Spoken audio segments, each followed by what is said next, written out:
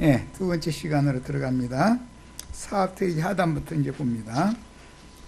그들이 먹을 때 예수께서 떡을 가지사 축복하시고 떼어 제자들에게 주시며 이르시되 받아서 먹으라, 이것은 내 몸이니라 하시고 그랬는데, 이건 이미 설명을 여러 번 했고, 이 일이 계시록 7장 1절로부터 8절에서 인마진 12지파를 통해서 다시 또 한 번 이루어진다. 그래야 하나님 뜻이 실현된다. 이 말은 충분히 이해하시겠죠, 이제. 이 말의 뜻은 이스라엘 12지파에게 맡겼던 하나님의 나라를 그들에게서 빼앗아 가지고 사도들에게 지금 주시지만, 사도시대인 교회시대가 종결되어지고 나면 교회의 지도자들에게서 그 나라를 빼앗아 가지고 인마진 이스라엘 12지파에게 또 회복된 이스라엘 12지파에게 주셔야만 하나님의 약속이 다 실현이 된다, 그 말이에요. 언약이, 이게 구약은 폐해지는 게 아니고 신약시대를 거쳐서 구약시대로 다시 회복이 되어져야 하나님의 뜻, 하나님의 약속은 절대 없어지면 안 되는 것이지요. 율법이랑은 피할 수 없는 거예요, 절대로. 성경이랑은 피할 수가 없는 거예요. 이루어지는 것이죠. 이런 문제를 잘 이해를 하셔야 됩니다. 자, 이 생에서는 아까 첫 시간에 강조해서 말씀드린 것처럼 사도들에게 유대교 지도자들로부터 그 나라를 빼앗아서 사도들에게 맡길 때는 박해를 겸하여서 맡긴다. 이것은 이미 성경에 여러 구절에 나와 있는 말씀이에요. 그런데 마가복음 10장 30절 한 절만 인용을 했어요. 현세에 있어. 이게 현세에는 기득권이 바뀌죠. 지금 마태복음 26장 26절로 30절 이 언약을 체결한 제자들에게로 하나님 나라가 주어지는 거예요. 맡겨지는 거예요. 그런데 어떻게 되느냐면 박해를 겸하여 받는다. 형제, 자매, 모친, 자식, 전토, 이걸 100배나 받는다라는 말은 전도를 해서 그만큼 많은 수를 얻는다라는 뜻이고, 그런데 박해를 겸하여 받게 마련이다 하는 거예요, 현세에는. 그런데 내세에는 영생으로 받는다, 그렇게 돼 있어요. 그러니까 현세에는 박해와 겸하여 복음을 맡기는 거고 사명을 맡기는 거고, 내세에는 박해받은 여부에 따라서 상을 받는다, 지금 그 말이단 말이에요. 이런 것을 명확하게 할 필요가 있습니다. 창세기 43장에서 야곱과 라헬의 아들 요셉의 동복 형제인 베냐민에게 특별히 5배를 주신 특식은 주님이 축사하신 떡을 제자들에게 나누어 주시면서 이것은 내 몸이라고 하셨으니 6월절 떡덩이는 감추인 만나를 상징한다. 모세를 통해서 얻어먹은 광야의 떡은 그것은 먹고 죽는 떡이었고 썩는 양식이었죠. 주님이 감사하기도 하신 잔은 하나님의 생명을 상징하는 예수님의 피로 비유하신 생명의 말씀 속에 흐르는 성령을 의미한다. 그런데 이것은 썩지 않는 감추인 만나 속에 흐르는 생명수를 마신 제자들은 주님이 이 밤에 본으로 마신 잔에, 주님도 할 수만 있으면 이 잔이 지나가기를 3번씩 기도했죠. 그런 걸 보니까 이 잔을 마시는데 그냥 벌려가면서 쉽게 마신 그걸로 끝나는 게 아니다라는 걸 알 수 있는 거죠. 이 잔이라는 건 결국 피를 흘려야만 해결되는 잔인 거다라는 뜻이다라는 말이에요. 그래서 마신 잔에 동참하여 남은 일생을 순교자 증인으로 헌신할 것을 맹세한 증표의 잔이었습니다. 서로 사랑을 해도 증표로 반지 이렇게 교환하죠. 결혼할 때 그 사랑의 증표잖아요. 그럼 이제 이것은 너와 나는 이제는 이 생이 다하는 날까지는 한 몸으로 엮였다라는 걸 상징하는 거거든. 그게 그런 것과 같은 이게 증표의 잔이다 이거요. 동맹을 맺었을 때는 반드시 피 섞은 제물의 피를 섞은 포도주 잔을 돌려가면서 양부족이 마시는 거예요. 그래서 이것은 혈맹관계다 이렇게 말하는 거예요. 피로 맺은 동맹관계다 하는 것이죠. 본문에서 축사하신 주님의 떡을 12조각으로 나누어 떼신 것은 단순히 먹기 편하게 하려고 나눠줬다는 말이 아니고, 이것은 구약의 율법에 하나님의 상에 진설한 12덩이의 떡을 상징하는 것이다. 이게 구약 성경에서 전부 인용하는 거죠. 신약 성경은 뭔가가 나오면 이건 구약 성경 어디에서 무슨 의도로 인용한다라고를 이렇게 이해를 해야 이게 계시를 받은 사람이다 그래요. 주님의 사후에 영과 생명의 말씀을 맡아서 대속물로 죽임을 당하신 예수님을 천하 만민에게 전파할 12사도들의 재능과 분량대로 분배하여 주심으로 전도인의 사명을 위임하고 먼 길을 떠나시기 위한 것입니다. 주님이 다시 돌아오시면 사명을 맡은 종들을 불러서 어떻게 장사한 결과를 계산하실 것이며 일 한 대로 상이나 벌을 주실 것인데, 받을 상에 비하면 이 생에서 받는 박해를 겸하여 주신다고 그랬는데, 그것은 아주 작은 일에 충성한 것인 것이다. 상이라는 것은 오는 세상에서 내세에는 주님의 즐거움에 참여하며 주님께서 그에게 많은 것으로 맡길 거다 그랬어요. 이것이 상이에요. 그러니까 이 생에서 고난을 받은 것과 비례해서 내세에는 상을 받을 수 있다는 것이죠. 자, 이런 말씀을 오해하여 소위 성만찬식을 행하여 신종율법 종교를 실행하는 종교인들에 의해서 주님의 교회는 분열되어 큰 성 바벨론으로 사로잡혀 갔으나, 주님의 별식을 받아먹고 소화한 증인들은 계시록 10장에 보면 열린 작은 책의 말씀을 힘센 천사에게 받아먹죠. 그것은 지금 여기서는 표상이죠. 예수님이 축사한 떡을 먹고 감사 기도한 잔을 돌려가면서 마시는 것은 표상이죠. 계시록 10장은 그것은 오늘을 사는 우리들에게는 그것이 실제죠. 계시록 10장이. 반드시 열린 작은 책의 말씀을 힘센 천사에게 받아먹으면 그것을 소화해야 되는 것이다. 그대로 가서 전하면 그건 이게 토한 음식을 먹인다 이제 그러는데, 그건 안 되는 거예요. 소화된 것을 가지고 전해야 돼요. 그 말은 무슨 뜻이냐? 피가 되고 살이 된 사실을 가서 전해줘야 사람들이 생명을 얻는다 하는 거예요. 교리나 지식만 얻는 것이 구원이 아니기 때문에 하는 말이에요. 그래서 소화한 증인들과 같이 충성스럽게 사명을 수행하여 하늘의 시온산에 이른 장자들의 교회, 이것은 계시록 12장에는 하늘의 해를 입은 한 이적의 여자죠. 그 여자는 교회를 말하는데, 히브리서 12장에서는 바울 사도는 이미 그것까지 다 본 거예요. 어마어마한 분이죠. 그거 보면 하늘이 기록한 장자들의 총회 교회가 이삭의 모친 사라로 상징된 위에 있는 예루살렘이었죠. 해를 입은 여자가 아들을 낳으면 미가엘의 군대가 되죠. 그래가지고 용의 군대를 대적해서 이기죠.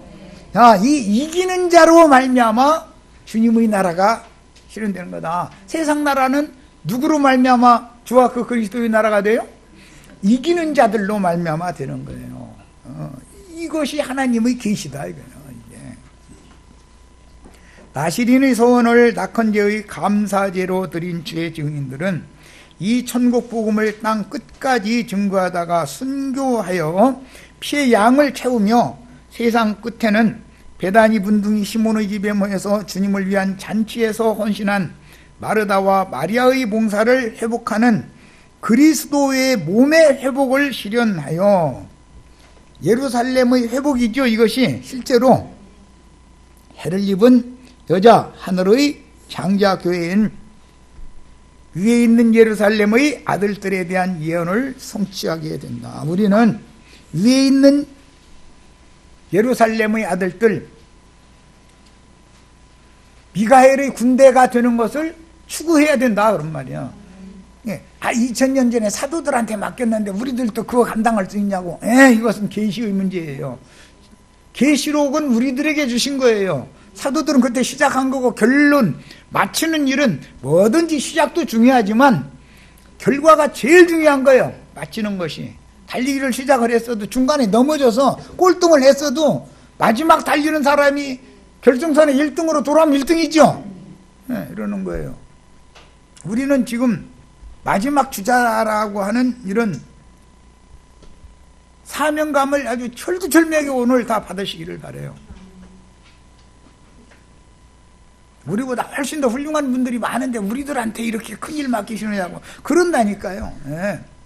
세상적으로 너무 훌륭한 사람들은 이런 걸 맡기면 꼴값 버리고 다니기 때문에 하나님이 그들을 쓰실 수가 없어요. 그들은 다 배도의 길을 가게 돼 있는 거예요. 그릇이 안 되는 사람들이 그런 걸 맡으면 반드시 배도자의 길을 가게 돼 있어요.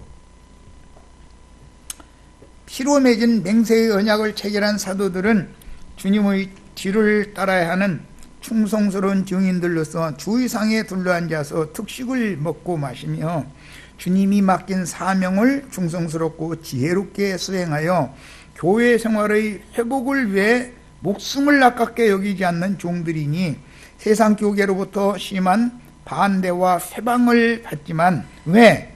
그들의 신앙, 그들이 계속 가르쳐온 그게 거짓이라고 증거하면 그 사람들이 가만 놔두들 않죠. 좋아하지 않잖아요. 그런데 실제로 그들이 하는 건 전부 거짓이잖아요, 지금. 결국은 사명을 완수하고 순교자로 데려감을 받아서 피의 양을 채울 뿐 아니라 그 수를 채워야 된다고 그랬죠. 계시록에는. 계단 아래에서 호소하는 자들의 수를 채워야 되는 거예요. 이것이 내 몸이라 그랬는데, 몸이라는 건 뭐 그리스도의 몸인 교회를 말하는 거니까 긴 설명이 필요가 없지만, 왜 주님의 몸이 분열을 하는가? 이것은 가룟 유다와 같은 그런 영을 가진 자들이, 즉 세상 영광을 하나님의 영광보다 더 사랑하는 자들이 말씀을 도적질해 가지고 나름대로 아는 걸, 지식을 가지고 사람들을 모아서 큰 무리를 이루고 종교 체제를 여기저기서 세우기 때문에 주님의 몸이 분열하고 나누어지는 것이지, 순수한 마음으로 충성하고 봉사하는 사람들이 봉사를 한다면 주님의 몸이 나눠질 수가 있어요, 없어요? 주님의 교회는 나눠질 수가 없는 거예요. 다만 친동기간이냐 이복 동기간이냐는 차이가 있을 수는 있죠. 그거는 그렇죠? 마태복음 26장 이제 27절로 갑니다. 또 잔을 가지사 감사하기도 하시고 그들에게 주시며 이르시되 너희가 다 이것을 아시라. 참 여기 잔 이야기가 나오고 감사기도 하신 이야기가 나오는 게 이게 정말 비밀입니다. 그런데 이 감사기도라는 이 용어를 로마교가 이것이 성찬이다 이렇게 바꿔버렸어요. 감사기도 하신 거예요. 이게 무슨 뜻이냐면 감사함으로 이 잔을 받는다 그런 뜻이에요. 그러니까 실제로 감사함으로 받는 것은 예수님이 겟세마네 동산에서 3번 기도를 하셨을 때 주님의 응답이 이 잔은 네가 필수적으로 먼저 마셔야 된다. 마태복음 26장 26절로 30절에는 예수님이 먼저 마셨다는 말씀이 안 나오잖아요. 제자들에게 그냥 쭉 감사기도 하시고 제자들에게 나눠줬다고만 돼 있지 예수님은 안 마셨잖아요. 그런데 실제로 예수님이 이제 마셔야만 된다. 맨 먼저는. 왜 맨 먼저 보냄받은 사도, 맨 먼저 인침받은 하나님의 종으로 오신 분이 사람 예수였으니까 예수님이 잔을 받아야 되는 거예요. 그럼 예수님도 이 잔 받는 것이 쉽지가 않았기 때문에 3번씩이나 할 수만 있거든 이 잔을 내게도 지나가게 해달라고 그렇게 기도를 했어요. 그런데 하나님은 그대로는 못 지나가. 피를 흘려서 피를 발라야지 그대로는 못 지나가 이러신 거예요. 그러니까 응답이 딱 온 거죠. 즉 말하자면 출애굽기 12장 말씀 이번 6월절에 출애굽기 12장의 6월절 말씀이 적용되어지고 성경이 응하는 절기로구나 라는 말씀의 깨달음이 딱 왔다는 뜻이잖아요. 예수님이 3번 기도할 때 그러면 내가 6월절 양으로 죽어야 되는구나, 내가 이 잔을 받아야 되는구나 해서 감사 기도해가면서 십자가에 죽을 때도 오히려 저들이 하는 짓을 모르고 저러니까 저들 좀 용서해달라고 오히려 아니 죽이는 자들을 위해서 기도해 주시죠. 그러면은 아무개 목사님 자기 자식 죽였는데 불쌍히고 사랑해가지고 데려다 아들 삼았다고 또 이렇게 나오면 그 예수님보다 더 훌륭해. 이제 그렇게 되면 못 당해. 이 세상 사람들이 혼적인 이 열심이라는 것은 당할 수가 없어. 그게 영의 일이 아니잖아요. 다 그 육신의 세계의 육신상의 일이지. 자, 본문에서 이게 내 몸이다라고 해가면서 떡을 나누어 주신 것은 하늘 양식을, 영생하는 하늘 양식을 지자들에게 주셨고 그 양식을 받으면 그게 곧 사명이다 그래요. 우리가 오늘 이런 말씀을 가르침을 받으면 우리는 사명을 받은 거죠. 사명을 어떻게 맡겨요? 이렇게 맡기는 거지. 자, 구속을 이룬 주님의 새 이름으로 보인 그리스도의 몸인 교회의 모임은 사역자들 각자에게 각각의 은사와 각자의 분량대로 한 몸인 교회를 섬겨 봉사하게 하셨습니다. 그런데도 몸인 교회가 분열하는 원인은 부분적인 진리 지식을 특별히 강조하는 어떤 은사자 때문에 그래요. 은사가 없는 사람 때문에 교회가 나눠지는 일은 없죠. 잘 가르치고 많은 사람을 불러 모을 수 있는 은사가 있는 사람 때문에 교회가 나눠지는 것이죠. 네. 그 다음에 그런 자들이 특별한 교리를 강조해서 가르치기 때문에 그런 어떤 사람의 교리의 차이 때문에 교회가 분열되는 것이다. 잔을 가지사 감사기도 하시고 그들에게 주셨다 그랬는데 예수님의 피로 맺은 새 언약의 피가 섞인 포도주 잔은 주님의 교회에서 나누어지는 모든 그 영과 신부의 말씀들은 한 성령의 흐름과 누림을 주시는 그 영과 신부의 말씀을 통해서 새 영과 새 마음에 부어지고 흘러서 증인 순교자들의 사명을 감당하는 원천적인 힘이 되는 것이고 능력이 되는 것이다. 이게 말씀을 가르침 받고 영으로 깨닫는 것이 충성할 수 있는 원천적인 힘인 것이죠. 그게 능력인 것이고 세상에서도 그러잖아요. 먹는 것이 힘이다. 먹어야 산다. 그렇죠. 이제 고린도전서 11장 12절로 13절을 인용을 한 것은 이 감사기도 때문에 인용을 한 건데 읽어봅니다. 몸은 하나인데 많은 지체가 있고 여기 떡은 한 덩어리였죠.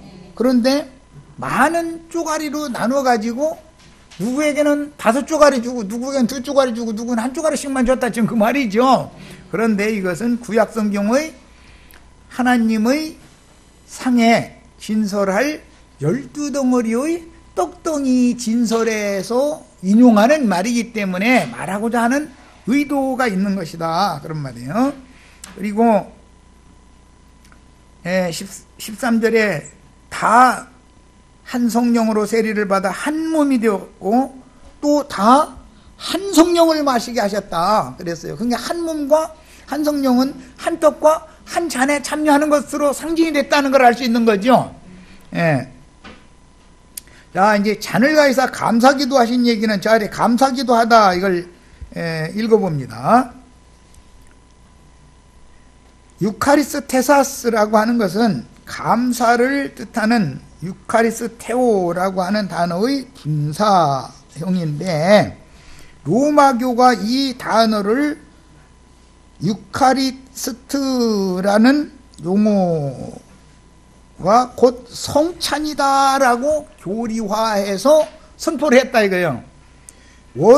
이 유카리스테사스라고 하는 이 감사기도를 했다라고 하는 용어는 성찬을 했다는 말이 아니라 감사제로 기도를 드렸다 그 말이에요. 감사의 기도를 올렸다.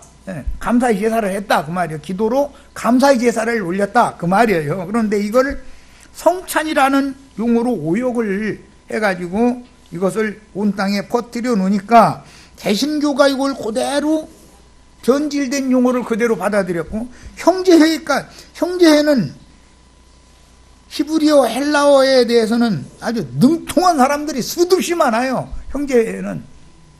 그래서 오늘날 흔히 무슨 원어 성경이라 해가면서 따따부터 하는 사람들 다 그게 형제회가 만들어놓은 자료를 가지고 국어로 지금 이렇게 토를 달아가면서 해석을 해가지고 그걸 우려먹는 중이에요.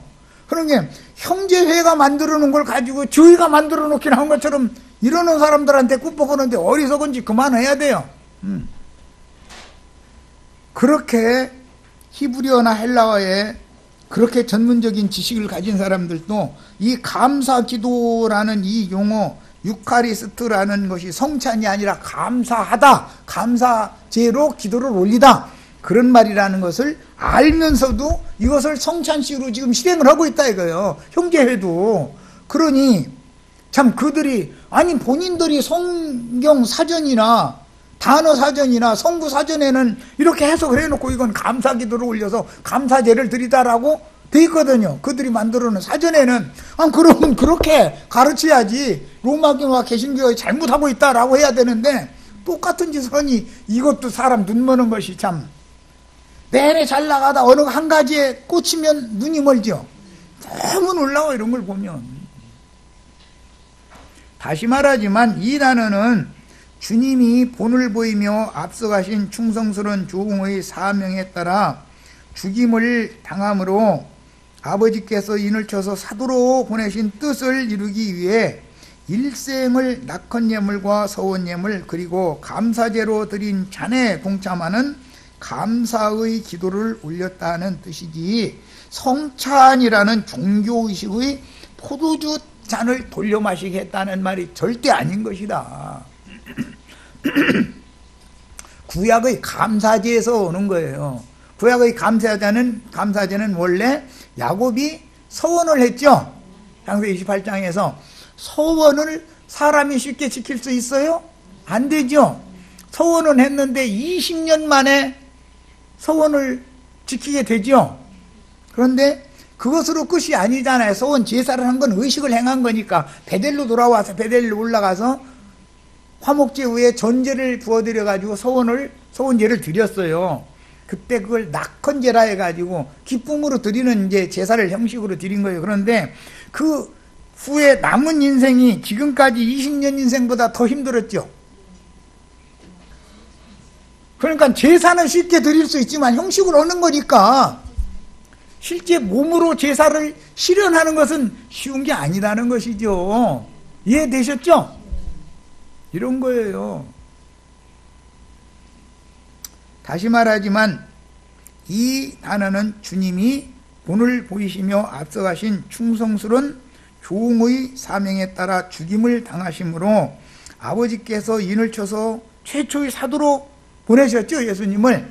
그 아버지의 뜻을 이루기 위해서 3년 반 동안을 낙헌 예물과 선 예물 그리고 오늘 드디어 감사제를 드리는 거예요. 이것은 야곱이 서원을 한 것을 20년 만에 돌아와서 감사제를 드렸어요. 야, 그것을 실현하는 거예요. 그런데 이 이후에 인생이 더 문제다 이거예요. 예수님은 지금 단번에 이걸 드렸지만 사도들은 산채로 죽은 송장으로 감사제를 드려야 되니까 이게 쉬운 문제가 아닌 거죠 지금. 네. 야곱이 서원제를 감사제로 드린, 낙헌제사로 드린 이후 인생이 훨씬 더 힘들었어요. 그동안에 20년 동안 힘든 인생은 논산훈련소고, 그 이후로, 그러니까 60세 이후로 137세까지 이제 살다 죽는데, 남은 인생은 최전방 부대에 가서 배치받은 부대에 가서 3년 끝날 때까지 날마다 밥만 먹으면 집합 해가지고 훈련을 날마다 받는 거예요. 전쟁 상황과 똑같이. 군산훈련소에서는 전쟁 상황과 똑같이 훈련받지는 않잖아요. 그러나 전방부대에 가면은 실전이 벌어진 것과 똑같은 전쟁을 하거든요. 그리고 이제 요즘이지 이제 1월달 되면은 극한기 훈련이다 해가지고 이제 군대 얘기 자꾸 하면 좀 그러네. 편한 집에서 이렇게 살게 안 해버려 그때는. 왜? 전쟁이라는 건 시와 때를 가리지 않거나 일어날 수가 있는 것이죠. 특히 저 북쪽에서 살던 애들은 추위를 잘 견디니까 되도록이면 우리는 추위에 약한 남쪽 사람들을 공략하려면 추위 때 대공습을 해야 되잖아요. 그럼 거기에 우리는 대응을 해야 되잖아요. 미리 훈련을 해둬가지고. 그래서 전방에 1월 달에 얼마나 춘지 말도 못해요. 산속에서 불어오는 그 골짜기 바람에다가 영하 20도 이하로 내려가면 보통이요, 거기는. 예. 그런데 일부러 그때 딱 훈련, 비상 딱 그때 걸어가지고서 그때 부대 훈련을 시키는 거예요. 사단 훈련이나 이 군단 훈련이나 큰 훈련을 그때 하는 거예요. 그러면 뭐, 그런데도 가만히 있으면 동상 걸리고 문제가 생기잖아요. 그럼 어떻게 하면 돼요? 계속 찜박질 시키는 거예요, 이제. 계속 찜박질 시키면 동상도 안 걸려 땀이 온몸에서 나오니까. 그 대신 그때는 먹는 것은 이제 막 고기 반찬 해주고 막 잘 먹이지. 혹한기 훈련은 좋은 건 하나 해도 입은 즐거워. 그러니까 나라에서도 다 알고 있어. 군대를 어떻게 운영해야 한다는 걸. 아니 국방부가 그것도 모르고서야 어떻게 전쟁을 대비를 하겠어. 그래서 이걸 잘 생각을 해봐야 된다.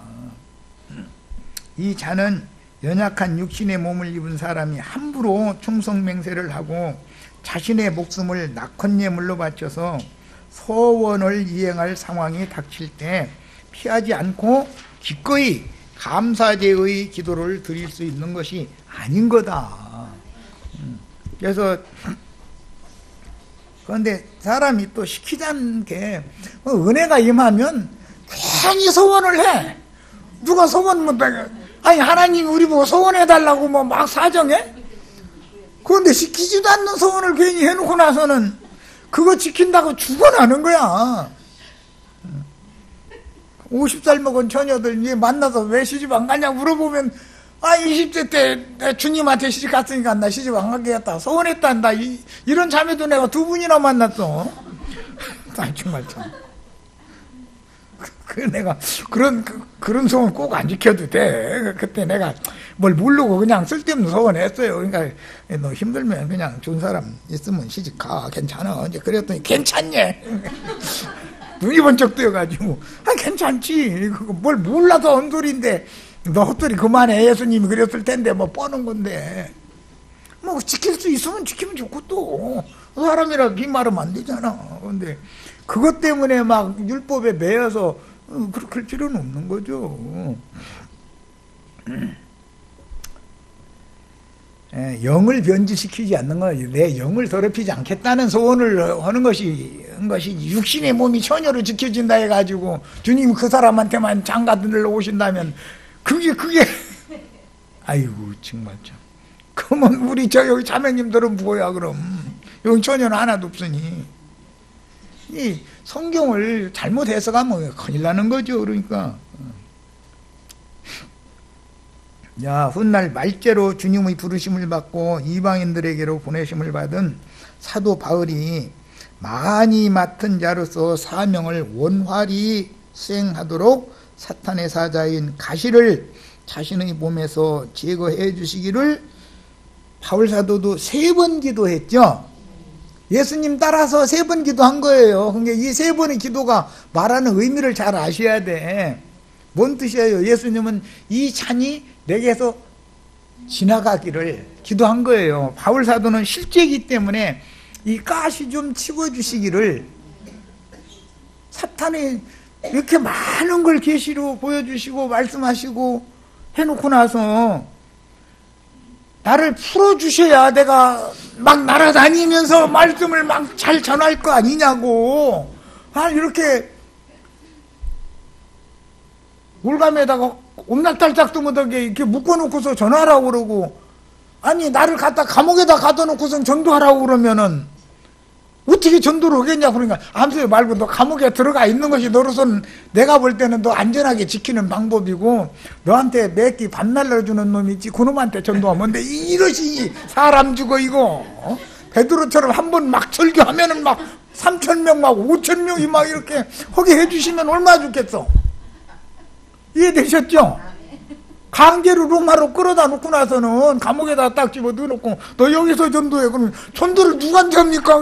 너한테 날마다 밥 날려주는 놈 있잖아. 그놈한테 전해.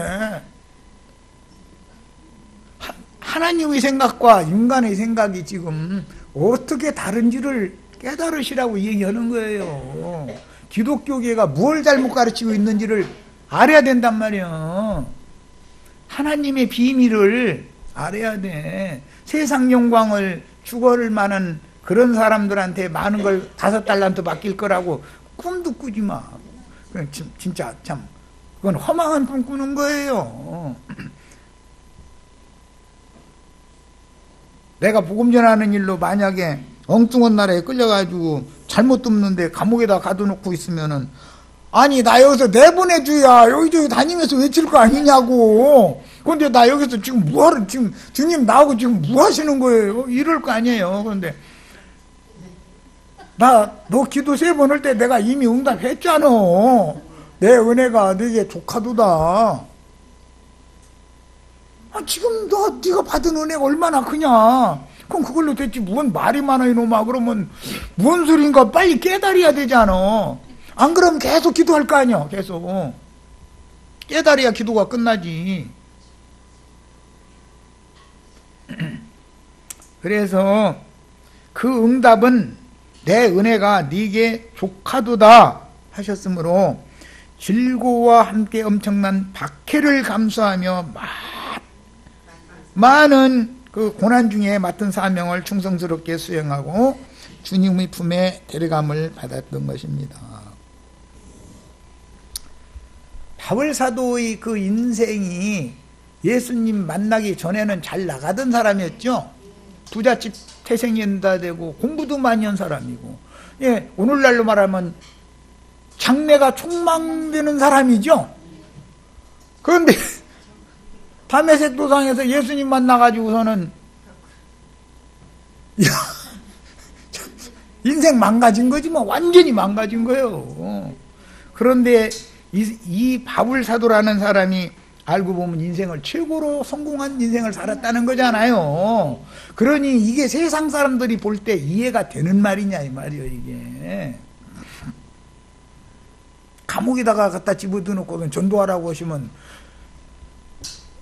나 같아도 아니 지금 하나님이 나하고 장난하시는 것도 아니고 지금 뭐하자는 거예요 이럴 것 같은데, 벌써 얼마나 계시가 풍성한 분이고 하나님 앞에 순종하는 법을 얼마나 절도절명하게 배운 분이면 이놈한테 전도하라는 말이고 막 어쨌든 간에 밥 주러 올 때 너 잠깐만 해가면서 매번 얘기하니까 이는 귀가 뚫린 거 아니야.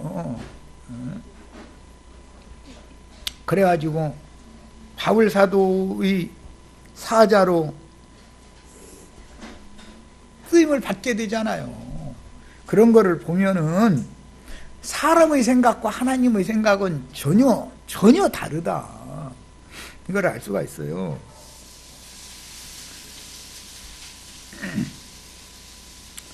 오늘날 기독교계가 주님과 한 상에 둘러앉아 축사하신 떡을 먹고 감사기도 하신 잔을 돌려가며 마신 진리를 어떻게 간교하게 변개시켜서 진리의 증인 순교자들의 피의 양을 채우고 증인 순교자들의 수를 채우는 하나님의 경영을 지연시켜서 불의 불법하고 악이 가득한 어둠이 가득한 세상 나라의 때와 기한을 연장해서 주와 그 그리스도의 나라가 실현되지 못하게 하려고 발악하는지를 우리가 밝히 깨달아야 된다.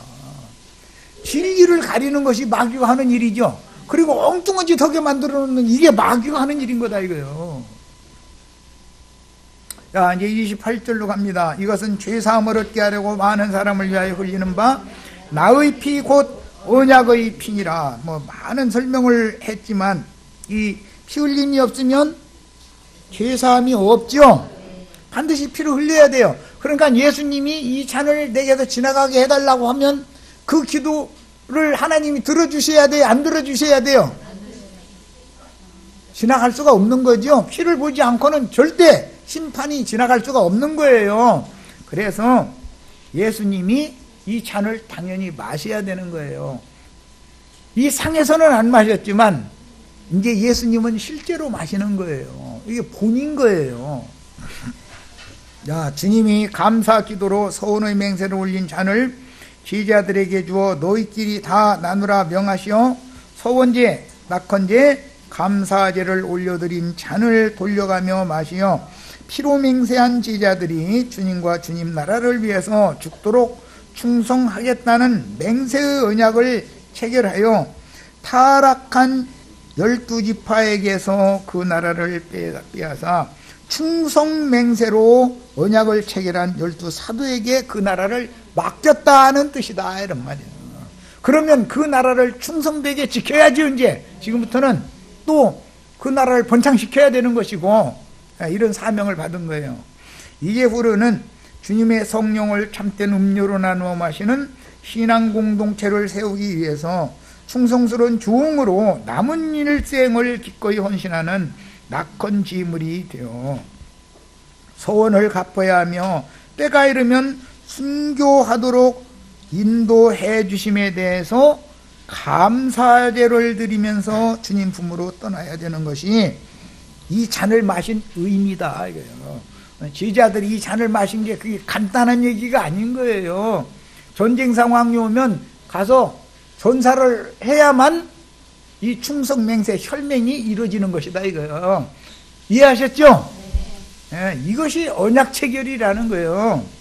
야곱은 베델에서 꿈에 이삭과 아브라함의 하나님을 만났고 그분께 자신의 길을 인도하여 아버지 집으로 돌아오게 해주신다면 여호와께서 야곱에게 주신 모든 것, 그 길에서 주신 모든 것을 10분 일을 되돌려 드리겠다고 서원했고 20년이 지난 후에 베델의 하나님께 전제와 화목제와 함께 드리는 것이 전제니까 전제와 함께 서원제를 드렸습니다.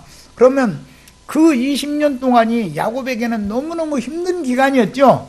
그러나 그것은 논산훈련소 가서 신병훈련 받고 온 것이고 지금부터는 이제 최전방 자대 배치를 받아가지고 거기서 이제는 제대하는 바로 전날은 쉬게 해줘요. 예.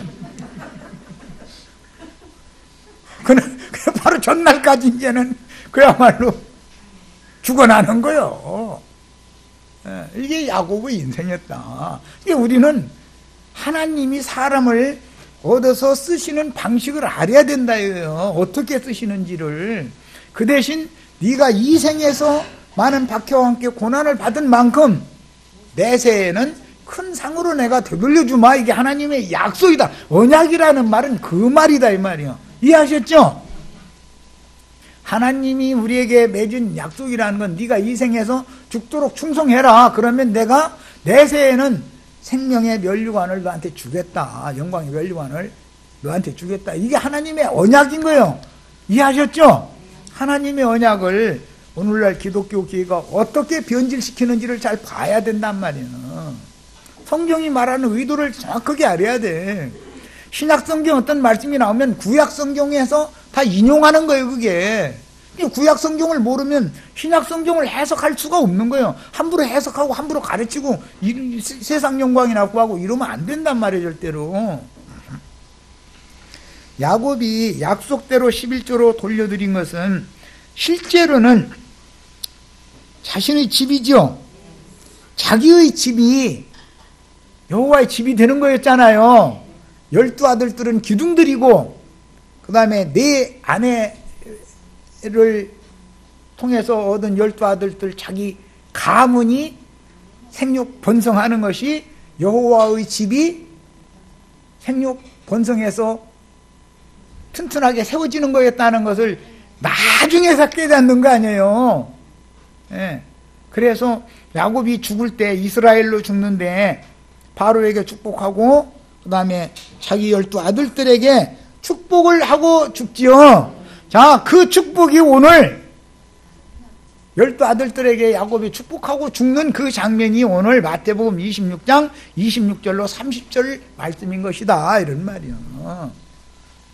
이제 성경이 다 이해가 되시죠? 말하고자 하는 의도가. 이렇게 중요한 문제를 갖다가 성만찬식이라고 변질시켜가지고 종교의식을 저러고 행하고 앉았으니, 나는 그 사람들이 불쌍하고 애가 타는데 그 사람들은 나처럼 가르치면 그 이상한 사람인 것이고 나를 불쌍히 여길 거 아니야, 또 반대로.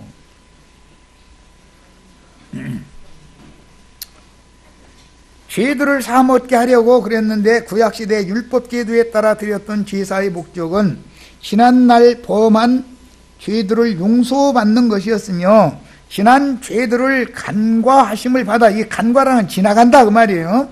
6월이라는 말 자체가 지나간다는 말인 거예요.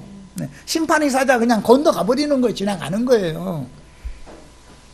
심판의 사자가 지나가게 해주는 조건은 대속물의 피였으므로 아버지께서 주님께 맡긴 잔은 그냥 지나갈 수가 있어요, 없어요? 예수님이 당연히 마셔야 되는 거죠. 6월절 양으로 주님이 친히 감당하여 사도들에게 본을 세워서 반드시 먼저 마셔야 했던 것이다. 이 잔을 마시는 것은 십자가에 달려 죽는 거죠, 이제.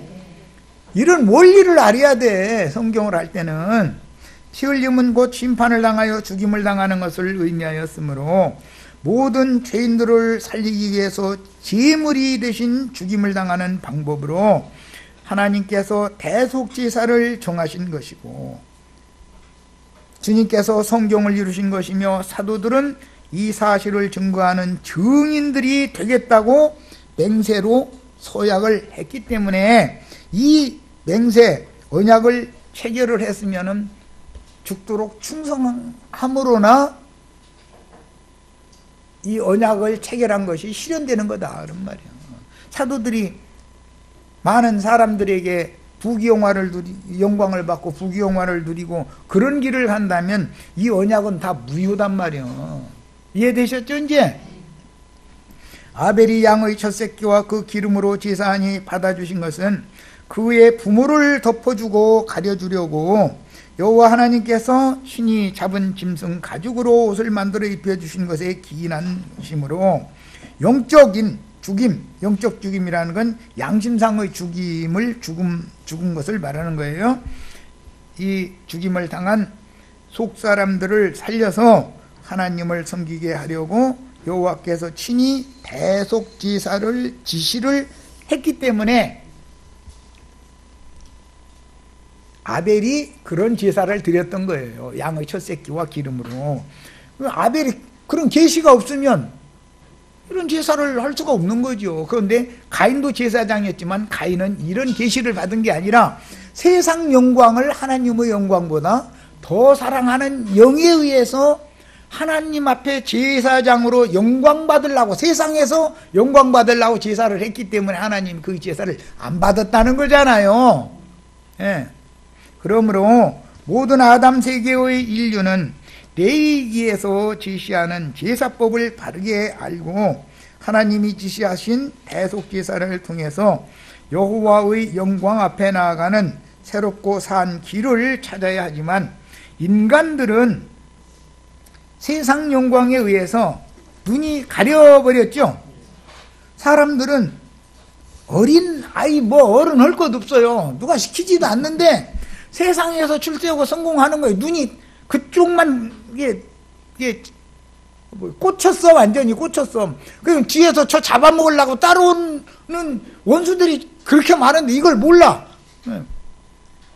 좌우도 살피고 뒤도 살피고 다 조심스럽게 인생 경영을 해야 되는데, 이런 거를 모르는 쫌생이가 돈풍이나 쥐어주면은 쫄부대 가지고서 껍적대고 다니다가 쫄딱 망하죠.